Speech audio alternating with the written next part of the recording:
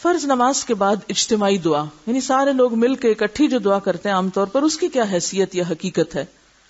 فرض نماز کے بعد اجتماعی دعا کے ثبوت میں کوئی مقبول حدیث نہیں ہے، ہر ایک کو اپنی اپنی کرنی چاہیے۔ نہایت تعجب کی بات ہے کہ رسول اللہ صلی اللہ علیہ وسلم مدینہ منورہ میں 10 سال رہے، 5 وقت نمازیں پڑھائیں، صحابہ کرام کی کثیر تعداد نے آپ کی اقتداء میں نمازیں پڑھی، مگر ان میں سے کوئی ایک بھی اجتماعی دعا کا ذکر نہ کرے تو یہ اس کے بطلان کی واضح دلیل ہے۔ یعنی کوئی سنت طریقہ نہیں ہے کہ فرض نماز پڑھ کے پھر امام دعا مانگے اور سب پیچھے پیچھے آمین کہے۔ فرض نماز کے بعد ایسا کرنا سنت سے ثابت نہیں ہے۔ الگ الگ دعائیں تو سب موجود ہیں جو پیچھے گزری۔ مولانا عبد الرحمن مبارک پوری کہتے ہیں کہ اگر کوئی انفرادی طور پر نماز کے بعد ہاتھ اٹھا کر دعا مانگ لیتا ہے تو اس میں کوئی حرج نہیں۔ امام ابن تیمیہ، ابن قیم، ابن حجر اور بہت سے محققین علماء نے فرض نماز کے بعد مروجہ اجتماعی دعا کا انکار کیا ہے اور اسے بدعت کہا ہے۔ رسول اللہ صلی اللہ علیہ وسلم نے فرمایا، ان قریب میری امت میں ایسے لوگ پیدا ہوں گے جو پانی کے استعمال میں اور دعا کرنے میں حد سے تجاوز کریں گے، یعنی جو حدود میں نے بتا دی، جو طریقے، وہ ان سے آگے بڑھ جائیں گے۔ اجتماعی دعا کی دلیل میں بیان کی جانے والی تمام روایات ضعیف ہیں، تفصیل حسب ذیل ہے۔ حضرت انس رضی اللہ عنہ سے روایت ہے کہ جو بندہ ہر نماز کے بعد اپنے دونوں ہاتھ پھیلا کر دعا کرے، اللہ تعالیٰ اس کے ہاتھوں کو نامراد نہیں لوٹاتا۔ اس کی سند میں اسحاق بن خالد ہے جو منکر احادیث روایت کرتا ہے۔ امام احمد بن حنبل فرماتے ہیں کہ اس کے ایک اور راوی عبدالعزیز بن عبد الرحمن کی خصیف سے بیان کردہ روایات جھوٹی اور من گھڑت ہوتی ہیں۔ خصیف کا انس سے سوا معلوم نہیں، علاوہ ازیں اس روایت میں اجتماعی دعا کا کوئی ذکر نہیں۔ یزید بن اسود عامری کہتے ہیں کہ رسول اللہ صلی اللہ علیہ وسلم نے نماز فجر کا سلام پھیرا اور دونوں ہاتھ اٹھا کر دعا مانگی۔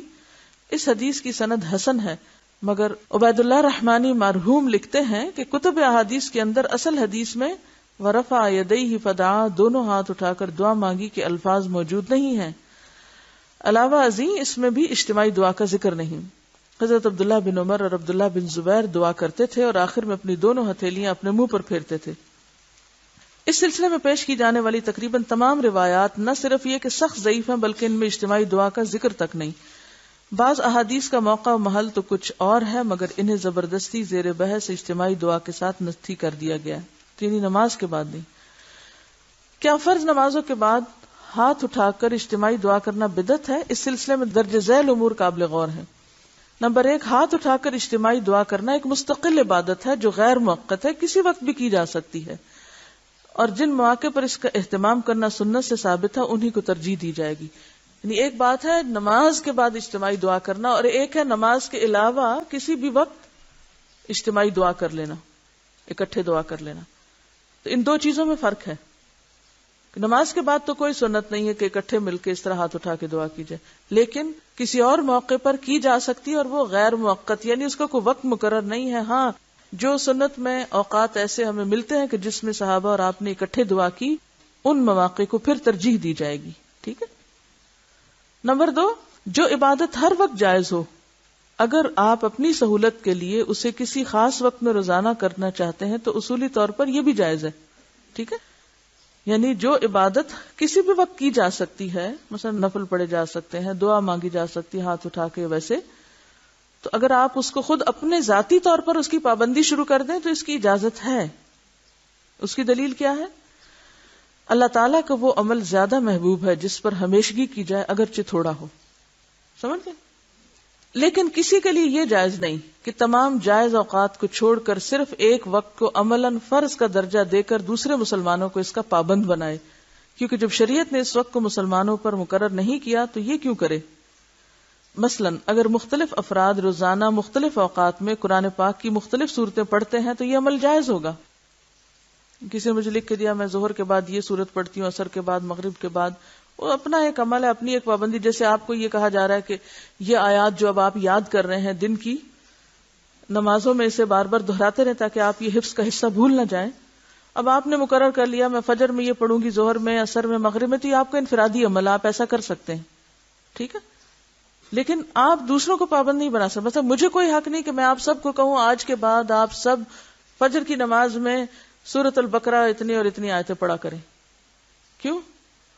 یہ ایک شریعت مقرر کرنا جس کا مجھے حق نہیں. ہاں انڈیویجولی اگر میں اپنے لیے کوئی ایک عبادت خاص کر لیتی ہوں اپنی سہولت کے لیے تو کوئی بات نہیں، کیونکہ کوئی بھی کام اگر پابندی کے ساتھ کیا جاتا ہے تو وہ پسندیدہ کام بن جاتا ہے، لیکن دوسروں کے اوپر اسے مسلط نہیں کرنا چاہیے، اس سے دین مشکل ہوتا ہے. اب یہاں بھی یہ کیوں کہا جا رہا ہے کہ فرض نماز کے بعد ایسا نہ کیا جائے؟ مجھے ایک آدھ دفعہ ایسی کسی مسجد میں نماز پڑھنے کا اتفاق ہوا جن کے جو امام صاحب تھے نماز کے بعد انہوں نے دعا مانگنی شروع کر دی. اتنی لمبی دعا، معلوم نہیں کہاں کہاں کی irrelevant دعائیں. دیکھیں نا، دعا بھی ایک طرح سے ایک حاجت اور ایک ضرورت کو سامنے رکھ کے ہی مانگی جاتی ہے نا، کسی موقع محل کی مناسبت سے ہی مانگی جاتی. اگر شادی کا موقع ہوگا تو آپ کیا دعا مانگیں گے کہ مجھے قبر کے عذاب سے بچا؟ اس موقع کی دعا کیا ہے؟ آپ صلی اللہ علیہ وسلم نے مختلف مواقع کی دعائیں بتائی ہیں نا، جو اس موقع کی مناسبت سے مانگی گئی ہیں. صبح اٹھنے کی دعا رات کو سونے کی دعا سے فرق ہے یا نہیں؟ یہ تو نہیں کہ اگر آپ دعا مانگنے لگے تو آپ ہر وقت ہر ہی چیز مانگنا شروع کر دیں. اور فرض نماز کے بعد ان دعاؤں کو جو مسنون ہے انہیں چھوڑ کر آپ معلوم نہیں کہاں کہاں دنیا بھر کے چکر لگا لیں اور ہر ایک کے لیے، اور پھر پرسنل اور انڈیویجول لوگ بھی کہہ دیتے ہیں، پھر لوگ ان کا نام لے کے وہ الگ دعائیں مانگنا شروع کر دیتے ہیں، اور اس سے باقی آڈینس کو کوئی دلچسپی نہیں ہوتی، لہٰذا وہ سب اپنی توجہ ہٹا بیٹھتے ہیں. اور بعض اوقات یہ ہوتا ہے کہ فرض کے بعد یکسوئی سے بندہ دعا مانگے اور اٹھ کے سنت پڑھے اور کام کو جائے، کیونکہ یہاں پر تو آپ کو جمعے کے دن چھٹی ہے، آپ جتنا مرضی مسجد میں بیٹھے رہیں. بعض ممالک ایسے ہیں کہ جہاں جمعے کے دن لوگ اپنے ڈیوٹی آورز میں سے 1 گھنٹہ آف لے کے، بعض اپنے پے کٹوا کے اور بعض کسی بھی اور وقت میں اس گھنٹے کو پورا کر کے وہ وقت لے کے مسجد میں آتے ہیں. اب ایسے ممالک میں بھی بعض ناسمجھ امام کیا کرتے ہیں کہ وہ یہ نہیں دیکھتے کہ لوگ کتنی دور سے آئے اور انہیں پھر واپس کام پہ پلٹنا ہے، انہیں نماز پڑھائیں اور فارغ کریں. اتنی دیر کا شاید خطبہ نہیں ہوتا جتنی دیر کی وہ دعا ہو جاتی ہے. تو اس سے کیا نقصان کیا ہوتا ہے؟ لوگ دین سے بھاگتے ہیں، وہ اگلی دفعہ وہاں نماز نہیں پڑھنے آئیں گے، اور ہو سکتا ہے کہ دوسری مسجد بہت دور ہو اور وہ سرے سے ہی نہ جائیں. مثلا اگر مختلف افراد روزانہ مختلف اوقات میں قرآن پاک کی مختلف صورتیں پڑھتے ہیں تو یہ عمل جائز ہوگا. لیکن اگر کوئی مولوی صاحب یہ دعوت دینی شروع کر دے کہ تمام اہل اسلام روزانہ فجر کی نماز کے بعد 20 مرتبہ سورۃ القمر پڑھا کریں، اس کا یہ اور یہ ثواب ہے، پھر اس کے حلقے اثر میں آنے والے تمام مسلمان واقعتاً سختی کے ساتھ اس کی پابندی شروع کر دیں، تو ان کا یہ عمل محتاج دلیل بن جائے گا. دلیل لانی پڑے گی انہیں اس کے لیے. اگر شرعی دلیل میں اس کی صراحت آ جائے تو سنت ہوگا، ورنہ بدعت ہوگا. جو عبادت ہر وقت جائز ہے، اگر اسے آپ کسی خاص موقع پہ کرنا چاہتے ہیں تو احتیاطاً یہ معلوم کر لیں کہ کہیں اس موقع کے لیے شریعت نے کوئی فرض تو مقرر نہیں کیا، کیونکہ اگر اس موقع کے لیے شریعت نے کوئی فرض عائد کیا ہے تو پھر فرض ترک کر کے جائز کام میں لگے رہنا قطعاً جائز نہیں. مثلا نماز با جماعت کھڑی ہو اور جس نے یہی نماز جماعت کے ساتھ پہلے نہیں پڑھی، اس کے لیے جائز نہیں کہ وہ جماعت میں شامل ہونے کی بجائے سنتیں یا نوافل پڑھتا رہے. فرض کے وقت میں فرض پڑھے جائیں گے. کوئی درود، وظیفہ، دعا یا تلاوت کرتا رہے، کیونکہ ان جائز نیکیوں کو مؤخر کرنے کی گنجائش موجود ہے، کیونکہ موقع کے فرض کو بلا وجہ مؤخر کرنے کی قطعاً کوئی گنجائش نہیں. کیونکہ بعض اوقات لوگ یہ وظیفہ بتاتے ہیں نا کہ فجر کی سنتوں اور فرض کے بیچ میں کیا پڑھو، 41 بار سورۃ فاتحہ. دیکھیں سب کو پتا ہے، اسی لیے سب نے جواب دیا ہے. اب ایک شخص مسجد میں گیا ہے، اذان ہوئی ہے، مسجد گیا، سنت پڑھی ہے، امام صاحب فرض شروع کر چکے ہیں اور وہ کیا کر رہا ہے؟ بیٹھ کے 41 دفعہ سورۃ فاتحہ پڑھ رہا ہے.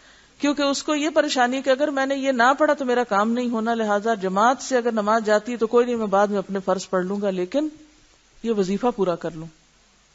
تو جب فرض کا وقت آ جائے تو پھر نوافل اور ایسے اعمال اور اذکار کرنا درست نہیں.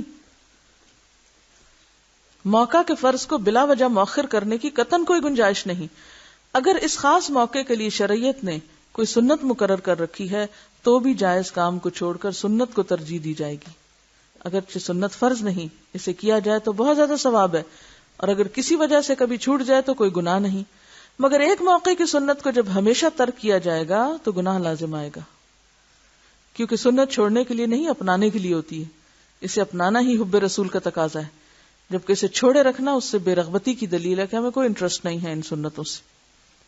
اور ارشاد پاک ہے، جس نے میری سنت سے بے رغبتی کی وہ مجھ سے نہیں، من رغب عن سنتی فلیس منی.